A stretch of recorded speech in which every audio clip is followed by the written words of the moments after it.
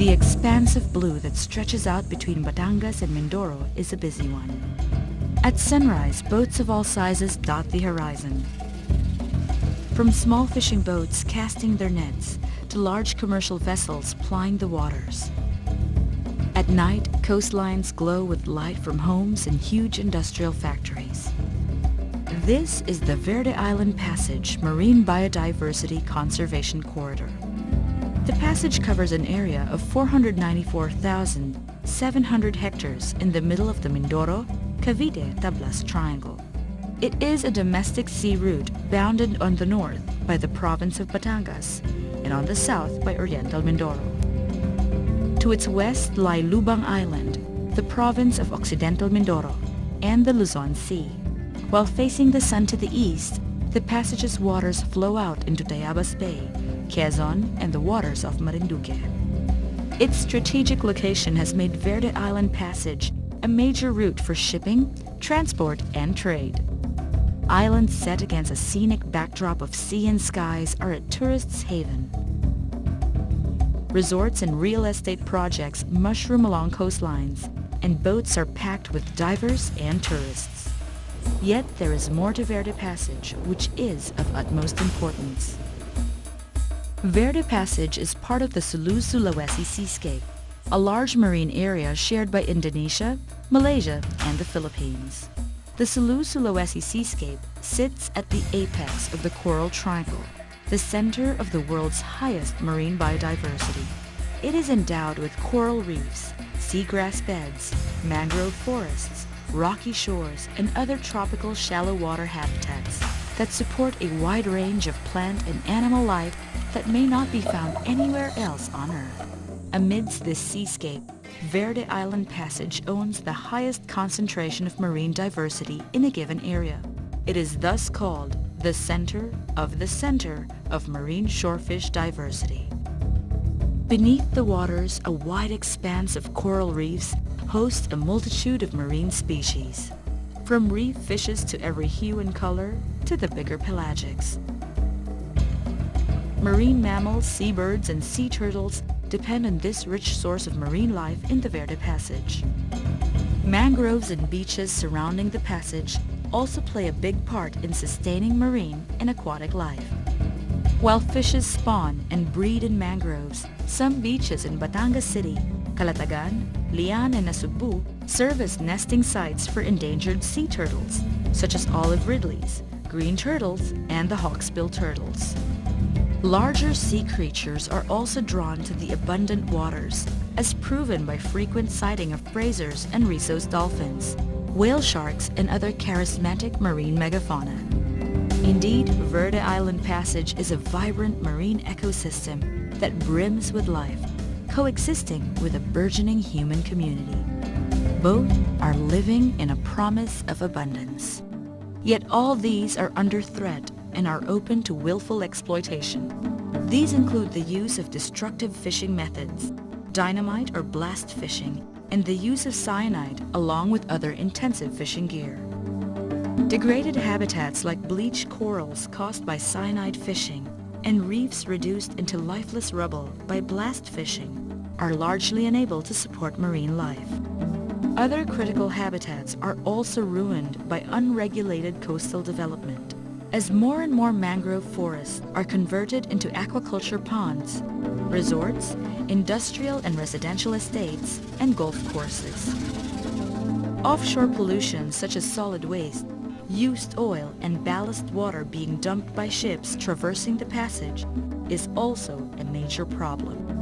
This is compounded by inshore pollution caused by domestic, agricultural, and industrial waste. And while environmental laws and regulations exist to resolve these threats, there is a need for stronger enforcement and strategic implementation of these policies. Securing this globally important marine ecosystem relies in the united efforts of many. It takes an entire community of dedicated people working together to preserve the center of the center. Conservation International, or CI's mission, is to conserve the Earth's living heritage, our global biodiversity, and to demonstrate that human societies are able to live harmoniously with nature. To realize this, CI is at the forefront of strengthening alliances, forging partnerships, joining hands with those who work to protect and save Verde Passage. One of the first steps taken by CI was to evaluate existing problems and the necessary steps to mitigate them. One of these is the study on establishing marine protected areas, or MPAs, which play a big role in biodiversity conservation and resource management. Well-managed marine protected areas contribute to habitat recovery, increase in fish stock and invertebrate population size, as well as reproductive output and number of species. Properly managed MPAs help coastal and other critical marine habitats against degradation and overfishing. With the participation and commitment of local stakeholders, MPAs can help restore fish stock and revive the health of coral reefs, seagrasses, and mangroves. Close monitoring by researchers reveal a distinct difference in the health and quantity of marine life inside and outside an MPA. MPAs are established for various reasons: to address issues in sustaining fish stock and production, to abate pollution, and recover marine biodiversity. Most MPAs have designated no-take zones, where fishing and harvest of other marine products are absolutely prohibited. Others allow for a variety of uses, such as fishing with passive gear, scuba diving for ecotourism, underwater photography, and scientific research. Since 1974, the Philippine government has established close to 700 MPAs all over the country. Sadly, not all these MPAs are appropriately placed nor well managed, rendering their establishment as ineffective. One of the goals of CI is to improve the management effectiveness of existing MPAs in Verde Passage and in other priority marine biodiversity conservation corridors within the Sulawesi seascape. To do this, CI and its partners study the biophysical and socioeconomic factors that will determine the best placement, the right institutional framework, and enabling environment that would enable these MPAs to function with full effectiveness. The key here is the involvement of all stakeholders. The success of an MPA begins with a thorough assessment of the area. Studies conducted by partner research institutions such as the UP Marine Science Institute, UP Visayas, and De La Salle University evaluated ecosystem health as well as the threats. This vital information is used to make sound decisions regarding MPA management. It is shared with all stakeholders involved to strengthen MPAs and MPA networks. One way information is shared is through local champions. Christopher Manalo is a teacher at the Batangas State University and a coordinator for the Institute of Environmental Governance, a partnership between the university and a local NGO called Tanggol Kalikasan. His work as a coordinator takes him beyond the four walls of the classroom. We are trying to teach the barangay officials the different aspects, the basic ecological concepts. We have this review of environmental laws so that to make the barangay officials aware the things that they have to do or the laws that should be implemented. Christopher and other teachers involved in IEG take the wealth of information available at the university to the grassroots level. Through IEG, vital issues such as waste management, habitat protection, and the importance of the environment are taught to local fishing communities through popular education. Another crucial step in safeguarding the Verde Island Passage includes the active participation of the local government units from the provincial to the city and municipal levels. At the Environment and Natural Resources Office in Batangas City, water samples gathered from the passage are tested for coliform content and heavy metal concentration. An alliance with this office makes CI's objective to strengthen MPA networks possible. From here stems the coordination with different municipalities and cities, essential to manage the MPAs. Evelyn Estigoy, the head of the Provincial Government Environment and Natural Resources Office, talks about the importance of integrated coastal management, or ICM. We deal on environment and waste management. Coastal areas or water areas are a big focus of our office. The entire stretch of the Verde Island Passage is home to popular diving destinations. Dive sites attract tourists eager for an underwater adventure. Resort owners realize the importance of preserving the rich biodiversity of the passage. At the Verde Island Resort, the awareness about caring for the environment runs high. For Verde Island Resort, all the laws are being followed. We practice segregation. All of us have a stake in protecting, and we really would like to continue on and be more focused on seeing to it that this national treasure will be protected. Mabini and Tingloy are two towns in Batangas where tourism provides major income and livelihood. Sustainable ecotourism is a goal of local government. To dive in Mabini and Tingloy, one must secure a dive pass. A scuba diver may get a daily pass or an annual dive pass from the Municipal Environment and Natural Resources Office. The proceeds from the dive pass go to the enforcement and protection of the MPAs. Aside from providing money for supplies and stipend for volunteers, the dive pass assures the sustainability of marine law enforcement in the Verde Passage corridor. Itong aming collection from dive passes, both daily and annual, naka-trust fund. Meron itong ordinance sa ang Mabini na a diver must secure pass before he dives or she dives. In the Verde Passage corridor, MPAs are used as dive sites, a practice that draws criticism from tourism groups and local communities who feel excluded from their own fishing grounds. While the need to conserve exists, the need to survive is also all too real for the people who depend on the sea for a living. The key is to include and empower local communities as stewards and protectors of the waters that sustain them, including the MPAs. Fishermen like Reynaldo Manalo, chairman of the Bantay Dagat, talks about the responsibilities that fishermen like him share. Sa pamamagitan po ng pagpapatrolya, minomonitor po namin yung mga gawain dito sa katubigan ng Tingloy. Ito po yung paggamit po ng mga mapanirang paraan ng pangingisda at yung pagmamonitor po ng dive fast dito sa mga turista na dumadayo po dito sa katubigan ng Tingloy. Composed of volunteer fishermen, the Bantay Dagat is at the forefront of marine law enforcement. A lean team of 4 to 6 volunteers patrols the waters daily, checking if divers have the requisite dive passes and ensuring that no commercial fishing vessels and other fishermen enter the no-take zones or encroach the boundaries of municipal waters.